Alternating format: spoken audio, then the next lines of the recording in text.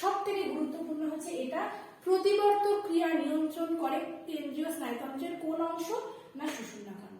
তো প্রতিবর্ত ক্রিয়া হয় কি, কোনো আমি ইচ্ছা মতো করছি না, মানে আমি ধরো চোখে আমার আলো পড়লো, তো এটা আমাকে বলে কয়ে হচ্ছে না যে আমার চোখ এমনি নিজেই বন্ধ হয়ে যাচ্ছে, এটা আমাকে বলতে হচ্ছে না বা কাউকে বোঝাতে হচ্ছে না যে চোখে আলো পড়েছে তুমি চোখ বন্ধ করো। তো অটোমেটিক এই যেই জিনিসগুলো হয় বা অনৈচ্ছিক ভাবে যেটা হয় সেটাই হচ্ছে কি না প্রতিবর্ত ক্রিয়া। তো গুরুকুল মাধ্যমিক আজকে আমরা পড়বো সুষুম্নাকাণ্ড বা স্পাইনাল কর্ড সম্পর্কে। তাহলে চলো দেখা যাক। তো দেখো সুষুম্নাকাণ্ড আমি 3টে ছবি এঁকেছি তোমাদের বোঝার সুবিধার জন্য। প্রথম এই ছবিটা তোমরা লক্ষ্য করো, এটা হচ্ছে ব্রেনের ছবি। আমরা আগের দিন দেখেছিলাম গুরু মস্তিষ্ক।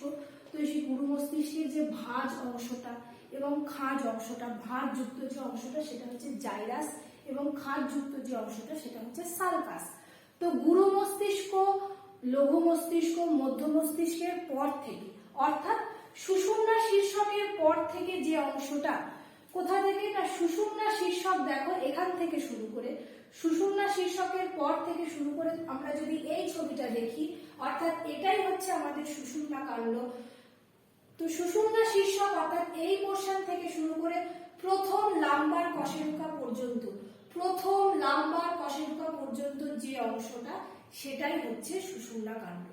তোমরা এই ছবিটা একটু লক্ষ্য করো, হয়তো 1 2 3 4 করে যেগুলো লিখেছি সেগুলো একটু অস্পষ্ট আসতে পারে, কারণ এটা হচ্ছে মার্কারে লেখা, কিন্তু তোমাদের চিন্তার কোনো কারণ নেই, এই ছবিটা তোমাদের লিংকে দিয়ে দেওয়া হবে, তোমরা সেখান থেকে ভালো করে দেখে। তো দেখো কি বললাম না, সুষুম্না শীর্ষক থেকে শুরু করে প্রথম লাম্বার কশেরুকা পর্যন্ত যে অংশটা সেটাই হচ্ছে সুষুম্নাকাণ্ড। কতটা, কত সেন্টিমিটার দৈর্ঘ্য বিশিষ্ট না, পুরুষদের ক্ষেত্রে 45 সেন্টিমিটার এবং স্ত্রীদের ক্ষেত্রে 35 সেন্টিমিটার, 45 সেন্টিমিটার। অর্থাৎ এর যে আকৃতিটা সেটা পুরুষদের ক্ষেত্রে কত বললাম না 45 সেন্টিমিটার, আর স্ত্রীদের ক্ষেত্রে 35 সেন্টিমিটার, স্ত্রীদের ক্ষেত্রে।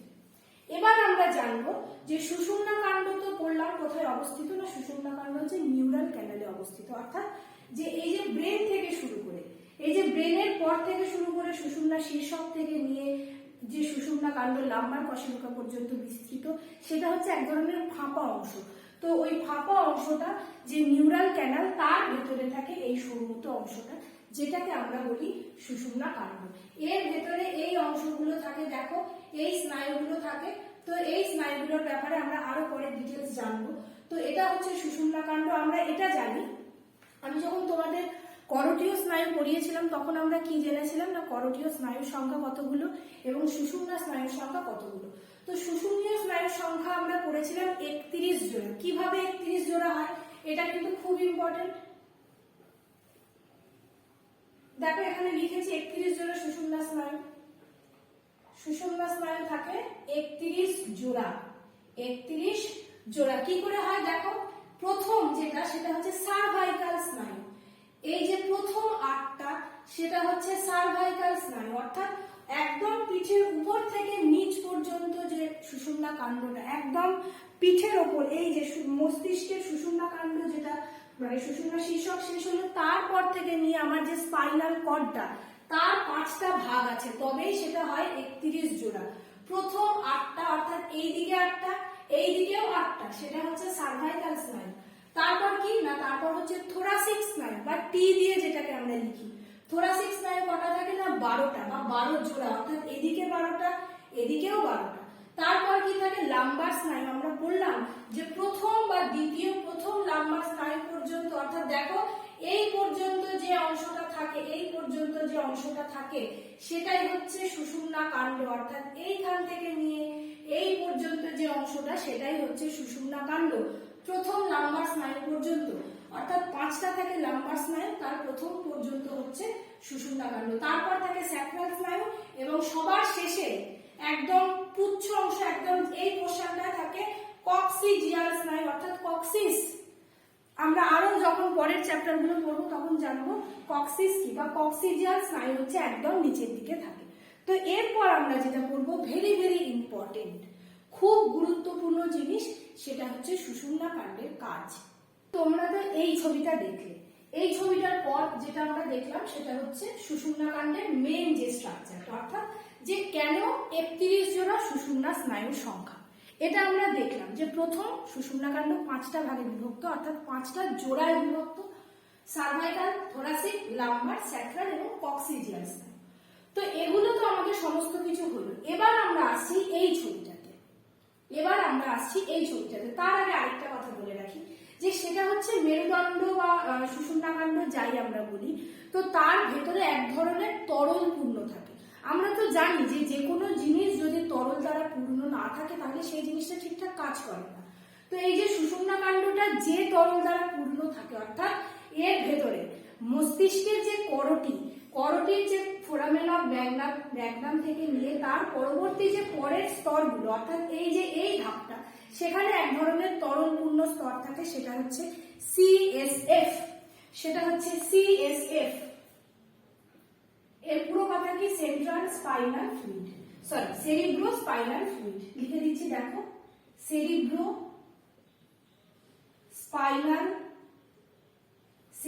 Spinal fluid. নামটা দিয়ে কি বুঝতে পারছো? স্পাইনাল আছে। আমরা যে পড়ছি সুষুম্নাকাণ্ড, যার ইংরাজি নাম হচ্ছে স্পাইনাল কর্ড, এবং ফ্লুইড মানে এক ধরনের তরল। তাই সুষুম্নাকাণ্ডটা যে তরল দ্বারা পূর্ণ থাকে সেটা হচ্ছে সিএসএফ বা সেরিব্রো স্পাইনাল ফ্লুইড। আচ্ছা, এরপর আমরা এই ছবিটা লক্ষ্য করব। তো এই ছবিটাতে প্রথমে আমরা যেটা দেখতে পাচ্ছি সেটা হচ্ছে কেন্দ্রে একটা গহ্বর আছে, কেন্দ্রে একটা অংশ আছে যেটার নাম হচ্ছে নিউরোসিল। খুব গুরুত্বপূর্ণ যে নিউরোসিল কি না, নিউরোসিল হচ্ছে সুষুম্নাকাণ্ডের কেন্দ্রে অবস্থিত গহ্বরটি। সুষুম্নাকাণ্ডের কেন্দ্রে অবস্থিত গহ্বরটি হচ্ছে কি না, নিউরোসিল। এবার এই নিউরোসিল থেকে তোমরা দেখতে পাচ্ছ অনেকটা ইংরাজি এইচ অক্ষরের মতো একটা অংশ আছে, যেখানে আমি লিখেছি একটাকে ধূসর বস্তু, একটা জায়গাকে আমি লিখেছি শ্বেত বস্তু। তো তোমাদের প্রশ্ন আসতে পারে যে এই জিনিসটা আবার কি? কোনো চিন্তার বিষয় আমি বলে দিচ্ছি। তো দেখো, ধূসর বস্তু বা শ্বেত বস্তু, আগে শ্বেত বস্তু দিয়ে বলি। শ্বেত বস্তু যেই অংশটা, সেটা হচ্ছে আমরা যখন নিউরন পড়েছিলাম, আমরা তো জানি যে সমস্ত কিছু স্নায়ু যে এদিক থেকে ওদিক একদম পা থেকে মাথা পর্যন্ত যে বয়ে নিয়ে যাচ্ছে স্নায়ু স্পন্দনটা, সেটা কে নিয়ে যাচ্ছে না, নিউরন নিয়ে যাচ্ছে। তো নিউরনের মধ্যে একটা জায়গা আমরা পড়েছিলাম যে মায়োলিন সিদ। মনে করে দেখো, এখানে আমি যখন নিউরনের ছবি এঁকেছিলাম, যে পয়েন্টগুলো করেছিলাম তার মধ্যে একটা পয়েন্ট ছিল মেডুলারি আবরণ বা মায়োলিন সিদ ছিল। তো আশা করি মনে করতে পারছো। যদি মনে করতে না পারো, আগের ভিডিওতে গিয়ে কিন্তু তোমরা দেখে নিও। তো ওই যে মায়োলিন আবরণ, তো আমরা এটা কি করছি? সুষুম্নাকাণ্ড কিসের অংশ? কেন্দ্রীয় স্নায়ুতন্ত্রের অংশ। তো আমি একটু লিখি ছোট করে যে কেন্দ্রীয় স্নায়ুতন্ত্র। সুষুম্নাকাণ্ড হচ্ছে কি না, কেন্দ্রীয় স্নায়ুতন্ত্রের একটা অংশ। তো এই কেন্দ্রীয় স্নায়ুতন্ত্রের মধ্যে নিউরনের যে মেডুলারি আবরণ এবং নিউরোগ্লিয়া কোষ সমৃদ্ধ যে অংশটা থাকে, সেটাই হচ্ছে শ্বেত বস্তু। এবার মেডুলারি আবরণটা কি না, মেডুলারি আবরণটা হচ্ছে এক ধরনের চর্বি জাতীয় আবরণ।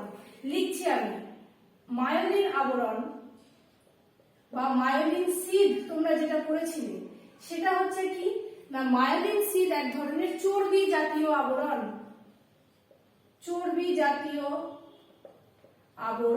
এক ধরনের কি না, চর্বি জাতীয় আবরণ। আর চর্বির রং সাদা, তাই জন্য শ্বেত বস্তু এই জায়গাটাতে কি থাকে না, কেন্দ্রীয় স্নায়ুতন্ত্রের যে অংশে মায়োলিন আবরণ বা মেডুলারি আবরণ যা খুশি এবং তার সাথে নিউরোগ্লিয়া কোষ সমৃদ্ধ থাকে, তাকেই বলা হয় কি না, শ্বেত বস্তু। কেন শ্বেত?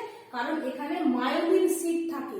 এই পার্টিকুলার অংশটাতে মায়োলিনের আবরণ থাকে বলে এই অংশটার রং হচ্ছে সাদা। বোঝা গেছে? আর ভেতরে, অর্থাৎ কেন্দ্রীয় স্নায়ুতন্ত্র বা সুষুম্নাকাণ্ডের ভেতরের যে অংশটা, যেটা ডট ডট দেওয়া আছে, সেটা হচ্ছে ধূসর বস্তু। সেখানে কি থাকে না, সেখানে থাকে, আমরা যখন পড়েছিলাম নিউরনের উপরের দিকের যে অংশটা, অর্থাৎ যেখানে থাকে ডেনড্রন, যেখানে থাকে নিউক্লিয়াস, সেই কোষ দেহের যে অংশটা সেটা, এবং তার সাথে নিউরোগ্লিয়া কোষ সমৃদ্ধ যে অংশটা, সেটাই হচ্ছে ধূসর বস্তু। এবং এখানে কোনো রকম মায়োলিনের আবরণ বা চর্বি জাতীয় আবরণ বা মেডুলারি আবরণ থাকে না। এই জায়গাটায় মেডুলারি আবরণ থাকে না। যদি থাকতো তাহলে রংটা হতো সাদা। এবার আমরা দেখব সুষুম্নাকাণ্ডের কাজগুলো কি। তোমাদের যেটা একদম প্রথমেই বলেছিলাম যে সব থেকে গুরুত্বপূর্ণ একটা জিনিস যেটা বারবার পরীক্ষাতে আসে সেটা হচ্ছে এটা, প্রতিবর্তক ক্রিয়া নিয়ন্ত্রণ করে কে?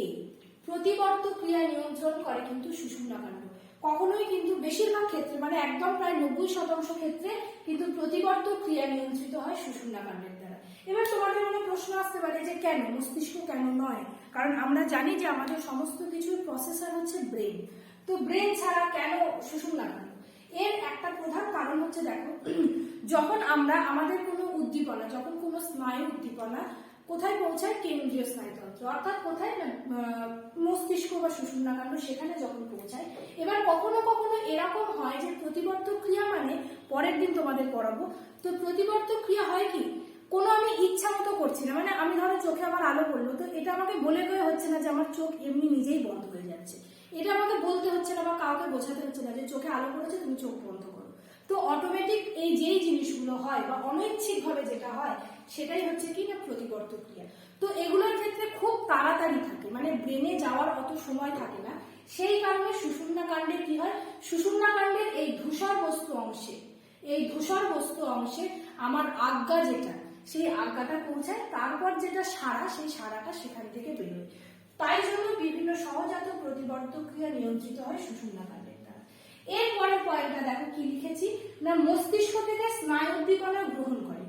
মস্তিষ্ক থেকে স্নায়ু উদ্দীপনা কে গ্রহণ করে? মানে প্রথম আমার যে স্নায়ু উদ্দীপনাটা সেটা যাচ্ছে কোথায়? সুষুম্নাকাণ্ড হয়ে লাস্টে যদি কখনো তার সময় থাকে বা অত তাড়াহুড়ো না থাকে কখনো কখনো ক্ষেত্রে মস্তিষ্কে যাচ্ছে, এবং বিভিন্ন যে কাজের মধ্যে সমন্বয় সাধন করে সেই সমন্বয় সাধনগুলো করে কিন্তু এই অংশটা, অর্থাৎ ধূসর বস্তু অংশে। তারপর কি দেখো, পেশিটার আর রক্তবাহের অভ্যন্তরীণ ব্যাস নিয়ন্ত্রণ করে, এবং সর্বশেষ পয়েন্ট হচ্ছে রক্তচাপ নিয়ন্ত্রণ করে। কিন্তু এই সমস্ত পয়েন্টের থেকেও সব থেকে গুরুত্বপূর্ণ হচ্ছে এটা, প্রতিবর্তক ক্রিয়া নিয়ন্ত্রণ করে কেন্দ্রীয় স্নায়ুতন্ত্রের কোন অংশ? না সুষুম্নাকাণ্ড। আজকের ক্লাসটা আমরা এখানেই শেষ করছি। নোটস তোমরা সমস্ত কিছু ডেসক্রিপশনে দেওয়া লিঙ্ক থেকে পেয়ে যাবে, এবং এর পরেও যদি তোমাদের বুঝতে কোথাও অসুবিধা হয় অবশ্যই তোমরা কমেন্ট করে জানিও। তোমাদের কমেন্টের ভিত্তিতে আমি আবার নতুন করে বলে দেওয়ার চেষ্টা করব।